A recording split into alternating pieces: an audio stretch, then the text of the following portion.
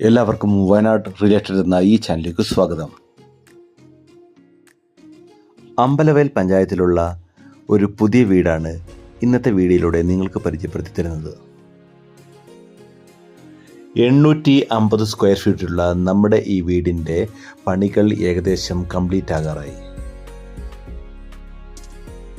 12 cent സ്ഥലത്തിൽ നിർമ്മിച്ച ഈ വീട്ടിൽ 3 ബെഡ്റൂമുകളാണ് ഉള്ളത്. വെള്ളത്തിനായി നമ്മുടെ ഈ പ്രോപ്പർട്ടിയിൽ തന്നെ കുഴൽ കിണറുണ്ട്.